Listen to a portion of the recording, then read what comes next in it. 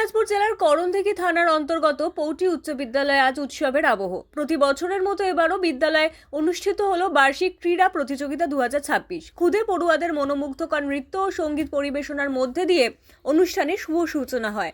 রঙিন এই সাংস্কৃতিক অনুষ্ঠান উপস্থিত সকলের মন জয় করে নেয়। প্রতি বছরের মতো এবারও বিদ্যালয়ের পতাকা উত্তোলনের মাধ্যমে আনুষ্ঠানিকভাবে শুরু হয় বার্ষিক ক্রীড়া প্রতিযোগিতা। অনুষ্ঠানে উপস্থিত সকল শিক্ষক শিক্ষিকা অতিথিদের ব্যাচ পরিয়ে আন্তরিকভাবে বরণ করে নেয় বিদ্যালয়ের ছাত্রছাত্রীরা। অনুষ্ঠানে উপস্থিত ছিলেন বিদ্যালয়ের প্রধান শিক্ষক ও সমস্ত শিক্ষক শিক্ষিকাবৃন্দ ও অভিভাবকরা। তারা খেলাধুলার মাধ্যমে ছাত্রছাত্রীদের শারীরিক ও মানসিক বিকাশের গুরুত্ব তুলে ধরেন। খেলাধুলার মাধ্যমে শৃঙ্খলা, সহনশীলতা ও দলগত চেতনা গড়ে ওঠে, এমনটাই বার্তা দেওয়া হয় অনুষ্ঠানে।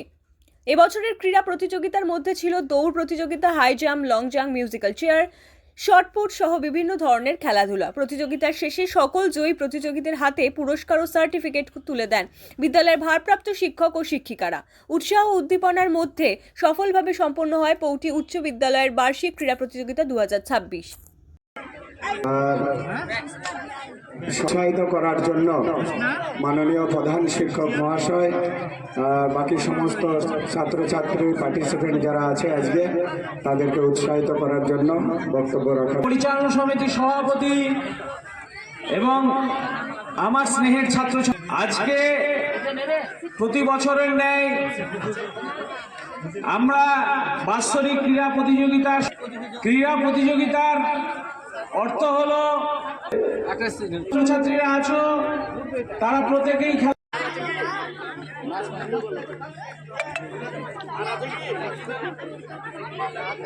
রাহাত পারভিন, তারপরে রেশমা খাতুন, দ্বিতীয় নাচ পারভিন।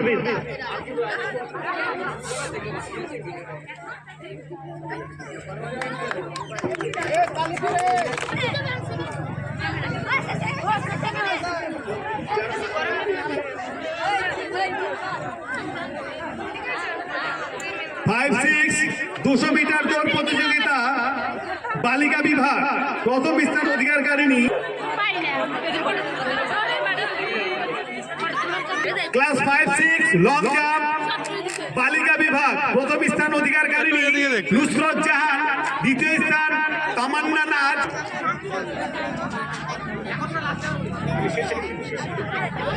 স্যার এদিকে দেখবেন। আজকে কি প্রোগ্রাম ছিল আপনার স্কুলে? আজকে আমাদের বিদ্যালয়ের বার্ষিক ক্রীড়া প্রতিযোগিতা। কি কি খেলা অনুষ্ঠিত হলো? খেলার মধ্যে ছিল দৌড়, high jump, long jump, shot put, তারপরে মিউজিক্যাল চেয়ার, এসব। সেটা কেন করা হয় এটা?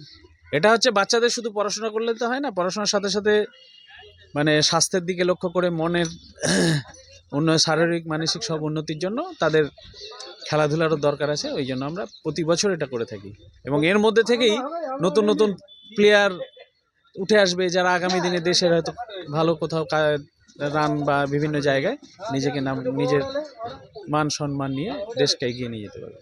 কতজন ছাত্রছাত্রী আজকে অংশগ্রহণ করেছিলেন? আজকে খেলায় মোটামুটি 300 খানে। আপনার নাম? সুদেব কুমার মজুমদার। দায়িত্বে রয়েছেন? আমি প্রধান শিক্ষকের দায়িত্বে আছি। 26 পৌটি উচ্চ বিদ্যালয়ের বাৎসরিক ক্রীড়া প্রতিযোগিতা